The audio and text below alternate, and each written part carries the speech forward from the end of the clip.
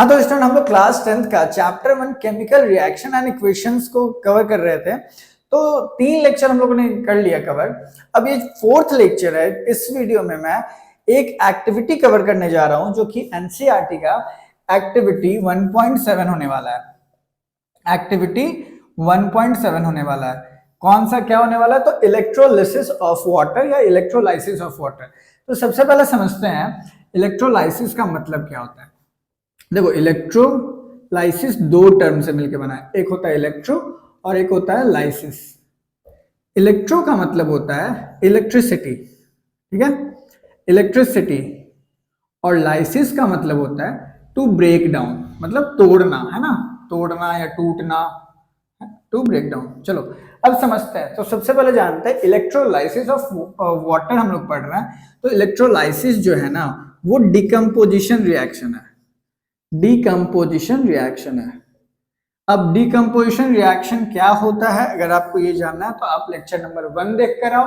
मैंने कवर कर दिया हो कि इसमें क्या है, लेकिन फिर भी बता देता हूं। डिकम्पोजिशन रिएक्शन सिंपल है। एक प्रोडक्ट जो है, जैसे मान लो एक प्रोडक्ट है ए बी, वो टूटेगा, हीट देंगे, कुछ भी रिएक्शन कराएंगे तो वो दो अलग अलग सब्सटेंस में टूट जाएगा। तो इसे कहते हैं डिकम्पोजिशन ऑफ रिएक्शन। तो हम लोग पढ़ने जा रहे हैं इलेक्ट्रोलाइसिस ऑफ वाटर। तो इलेक्ट्रोलाइसिस का मतलब होता है कि इसमें क्या होगा, इलेक्ट्रिसिटी के प्रेजेंस में हमारा जो वाटर है वो टूटेगा।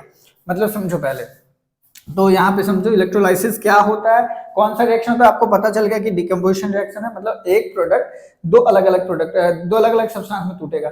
तो यहाँ पे इलेक्ट्रोलाइसिस ऑफ वाटर में क्या होगा, फिर मैं आपको सेटअप बना के दिखाऊंगा, ठीक है। तो देखो H2O क्या होता है, वाटर होता है, वाटर का फॉर्मूला है। इसके बीच में मैं इलेक्ट्रिसिटी को पास करवाऊंगा। वो कैसे करवाऊंगा अभी आपको मैं फिगर ड्राइंग बना के बताऊंगा।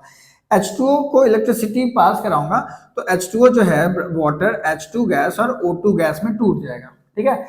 H2O लिक्विड फॉर्म में है और H2 गैस फॉर्म में है और ये भी गैस फॉर्म में है। तो वाटर का टूटना दो अलग अलग कंपाउंड में, हाइड्रोजन गैस में और ऑक्सीजन गैस में, इसी को बोलते हैं इलेक्ट्रोलाइसिस ऑफ वाटर। सिंपल है, कुछ नहीं है, आसान तरीके से मैं आपको सारा टॉपिक समझा रहा हूँ। आई होप कि आपको समझ में आ रहा होगा। तो चलो, अब ये तो रिएक्शन वाला पार्ट था, ये आपने समझ लिया, ये इजी था, हम लोग पिछले क्लास से पढ़ते आ रहे रिएक्शंस वगैरह। अब आपको सेटअप करके बताते हैं कि ये कैसे होगा। तो मैं इसे इरेज करना पड़ेगा। आप पेन पेपर लेके बैठोगे, लिख रहे होगे हाइड्रोजन गैस, ये H2O जो है हाइड्रोजन गैस और ऑक्सीजन गैस में टूट जाएगा। तो चलिए अब मैं आपको सेटअप बना के दिखाता हूं। एक्टिविटी 1.7 है।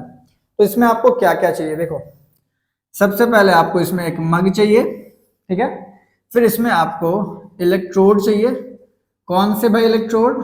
जो कि ग्रेफाइट के होने चाहिए, कार्बन लिख देता हूं, ठीक है, ग्रेफाइट वाला, ठीक है, ग्रेफाइट जो पेंसिल में होता है भाई, पेंसिल है ना, पेंसिल, ये जो पेंसिल है, ये पेंसिल है ना, तो ये ग्रेफाइट होता है ना, ग्रेफाइट। आगे जो इसका लिड होता है, ये लिड क्या होता है, गुड कंडक्टर ऑफ इलेक्ट्रिसिटी होता है, इसमें इलेक्ट्रिसिटी आसानी से पास कर जाता है। तो हमें ये चाहिए इलेक्ट्रोड, ठीक है। और क्या चाहिए भाई? तो हमें एक बैटरी चाहिए। बैटरी बोलो, हाँ चलो बैटरी लिख देता हूँ। और वो कौन सा? 6 वोल्ट का। कितने वोल्ट का? 6 वोल्ट का हम लोग को बैटरी चाहिए। और फिर क्या चाहिए? और टेस्ट ट्यूब चाहिए हमें 2। कितने टेस्ट ट्यूब चाहिए? टेस्ट ट्यूब हमें 2 चाहिए। टेस्ट ट्यूब हमें 2 पीस चाहिए, ठीक है। और क्या चाहिए? एक स्टॉपर चाहिए हमें, ठीक है। चलो ये सब चीजें हमें चाहिए ये एक्टिविटी, एक्सपेरिमेंट को परफॉर्म करने के लिए। तो चलो मैं एक यहाँ पे मग बना लेता हूँ। मग बनाओ, बीकर बनाओ, ठीक है। चलो बना दिया मग। अब क्या आपको करना है, यहाँ पे 2 होल करने हैं। देखो मैं एनसीईआरटी का प्रॉपर बता रहा हूँ, अच्छे से एक्सप्लेन कर रहा हूँ। यहाँ पे बेस में मग के 2 होल करने हैं और यहाँ पे स्टॉपर लगा देने हैं आपको, जिससे कि वो लीक ना करे, पानी भरने वाले हम लोग ना, लीक ना करे, ठीक है। अब क्या करने, इस वाले जो होल के थ्रू हम लोग को यहाँ पे इलेक्ट्रोड फिट करने हैं। यहाँ पे हम लोग को इलेक्ट्रोड फिट करने हैं, ठीक है। हम लोगों ने फिट करा और यहाँ पे नीचे में उसके पार्ट होने चाहिए, क्योंकि हम लोग यहाँ से बैटरी का कनेक्शन करने वाला है, ठीक है। हो गया। अब इसमें पानी फिल कर देना आपको, ठीक है, पानी हम लोगों ने फिल किया, सिंपल है। अब देखो, अब क्या करना है ना, दो टेस्ट ट्यूब लेने हैं आपको, टेस्ट ट्यूब, दो टेस्ट ट्यूब लेने हैं ऐसे वाले, ठीक है, ये टेस्ट ट्यूब ले लिया हम लोगों ने। अब क्या करना है, इसमें पानी फिल कर देना आपको, प्योर वाटर, ठीक है, पानी हम लोगों ने फिल किया। अब इसको पलट के जस्ट लाइक कि देखो, ये मान लो ये हमारा इलेक्ट्रोड है, ये आप मान लो टेस्ट ट्यूब है, ठीक है, खाली अंदर, इसमें पानी मैंने डाल दिया। अब क्या करना है, इस मग के अंदर इस टेस्ट ट्यूब के ऊपर आपको ऐसे फिट करना है, इसको ऐसे फिट करना है, ये जो इलेक्ट्रोड है ये अंदर जाना चाहिए इसके, ठीक है। तो हम लोगों ने इस पे फिट किया, देखो ये आपका टेस्ट ट्यूब थोड़ा सा बाहर निकला होना चाहिए, ऐसे फिट कर दिया, एक यहाँ और एक यहाँ पे, ठीक है, ऐसे आप लोगों ने उल्टा करके फिट कर दिया, इसमें पानी होना चाहिए। और हाँ, ये जो वाटर है मग के अंदर, इसमें कुछ ना कुछ few drop of dilute hydrochloric acid का यूज कर लो, हाइड्रोक्लोरिक बोला, H2SO4 का सल्फ्यूरिक एसिड क्यों यूज किया, ये एज ए इलेक्ट्रोलाइट है जो कि इलेक्ट्रिसिटी को कंडक्ट कराएगा। प्योर वाटर जो पानी हम लोगों ने डाला उसमें इलेक्ट्रिसिटी कंडक्ट नहीं होता, पुअर कंडक्टर ऑफ इलेक्ट्रिसिटी होता है। तो ये जो पानी हम लोगों ने डाला उसमें H2SO4 का कुछ ड्रॉप, डाइल्यूट वाला, उतना ये कॉन्सेंट्रेटेड वाला भी नहीं। अगर H2SO4 नहीं है तो आप सिंपल सॉल्ट यूज कर सकते हो, ये भी गुड कंडक्टर ऑफ इलेक्ट्रिसिटी होता है। तो यहाँ पे मैं लिख देता हूँ इलेक्ट्रोलाइट होता है ये, इलेक्ट्रोलाइट मतलब अच्छे से करंट को फ्लो कराएगा, ठीक है। अब देखो यहां तक तो आप समझ गए। अब ये जो इलेक्ट्रोड का एंड है इसको हम लोग को 6 वोल्ट का बैटरी लेना है, ठीक है, 6 वोल्ट का बैटरी हमें लेना है और यहाँ पे कनेक्शन कर देना है, ठीक है।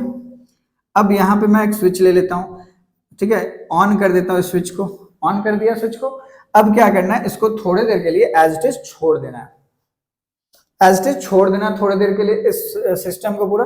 अब थोड़ी देर बाद क्या होगा ना, यहां से बबल उठना स्टार्ट होगा और वो बबल जाके ऊपर में जमा हो जाएगा, ठीक है, ये बबल यहाँ पे जमा हो जाएगा ऊपर में, ठीक है, दिख रहा होगा आपको यहाँ पे मैंने बनाया। अब देखो एक चीज, जहां पे ज्यादा बबल हुआ है वो वाला ना हाइड्रोजन गैस कहलाएगा, और जहां पे कम बबल हुआ है उसको हम लोग ऑक्सीजन गैस बोल देंगे, ठीक है। अब इसमें एक चीज और एक्स्ट्रा बताता हूँ, हाइड्रोजन और ऑक्सीजन गैस का जो वॉल्यूम रहेगा, उसमें क्वेश्चन पूछा है लास्ट में, क्या क्वेश्चन पूछा है बताता हूँ मैं, उसमें एक क्वेश्चन पूछा है लास्ट में इस वाला एक्टिविटी में, which gas is present in each test tube, what happens in each case, और भी वॉल्यूम वाला मैं कहीं पढ़ा था कि सिंपल है कि कौन सा गैस का वॉल्यूम ज्यादा बनेगा, तो आपको बताना है हाइड्रोजन गैस का, इलेक्ट्रोलाइसिस ऑफ वाटर में हाइड्रोजन गैस ज्यादा बनेगा, यहाँ पे वॉल्यूम ज्यादा होगा। सिंपल मैं लिखूंगा तो 1:2 का रेशियो होता है, 1:2 का रेशियो होता है, ठीक है।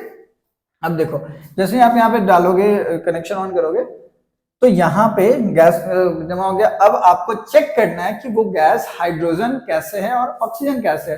तो ये जो टेस्ट ट्यूब है वापस से, जैसे ये टेस्ट ट्यूब था ना, देखो ये टेस्ट ट्यूब था, ये इसके ऊपर हम लोगों ने इलेक्ट्रोड के ऊपर डाल दिया, तो इसको ऐसे निकालना है केयरफुली, इसको हाथ पे मतलब ये इसको कवर कर लेना कि वो गैस बाहर ना निकले। तो इसके इस टेस्ट ट्यूब के अंदर वो गैस है, तो इस गैस को क्या करना है, मेरे को चेक करना है कि ये गैस H2 है कि ये क्या करना है। तो एक मैं कैंडल ले रहा हूं, ठीक है, एक मैं कैंडल लिया। अब मैं अगर मान लो ये टेस्ट ट्यूब के अंदर H2 गैस अगर है तो क्या होगा ना, ये जो फ्लेम है वो आवाज करेगा, पट से आवाज करेगा, कैसा, पट से, जिसको हम लोग पॉप साउंड बोलते हैं। अगर हाइड्रोजन गैस होगा तो पॉप साउंड करेगा, पॉप साउंड, पट से आवाज करके ये जलेगा। और इफ अगर ऑक्सीजन गैस होगा, अगर ऑक्सीजन गैस होगा इस टेस्ट ट्यूब में, अगर हम लोग ले जाएंगे फ्लेम के पास, तो वो थोड़ा सा फ्लेम हाई हो जाएगा, क्योंकि आपको पता है कि जो ऑक्सीजन है वो फायर को और बूस्ट कर देता है ना, और बढ़ा देता है। क्योंकि कहीं पे भी आप अगर फायर देख रहे हो, वहां पे जैसे आप लोग ठंड में आग सेके होगे, फायर के पास बैठे होगे, तो जब वो बुझ जाता है लकड़ी तो हम लोग फूकते हैं मुंह से या वो पंखा का यूज करते हैं, ठीक है। तो वो ऑक्सीजन जैसे ही मिलेगा फायर को तो वो और आग भभक जाएगा जिसको बोलते हैं, बूस्ट अप हो जाएगा। तो ये हाई फ्लेम में जलने लगेगा, मतलब थोड़ा सा, मतलब जैसे ही ले जाओगे ऑक्सीजन गैस तो वो थोड़ा हाई फ्लेम में ऐसे जल जाएगा। और H2 ले जाओगे तो पॉप्स में जलेगा। तो यही था आपका इलेक्ट्रोलिसिस ऑफ वाटर। तो ये इक्वेशन बहुत इंपॉर्टेंट है कि H2O जो वाटर है वो ब्रेक डाउन होगा H2 गैस में और O2 गैस में, ठीक है। ये जो H2O था वो लिक्विड स्टेट में था, और H2 गैस जो निकला वो गैसियस स्टेट में है, और ऑक्सीजन भी गैसियस स्टेट में है। आई होप कि आपको ये क्लियर हो गया होगा इलेक्ट्रोलाइसिस ऑफ वाटर, जो कि आपका डिकम्पोजिशन रिएक्शन है। कैसा रिएक्शन है? डिकम्पोजिशन रिएक्शन है।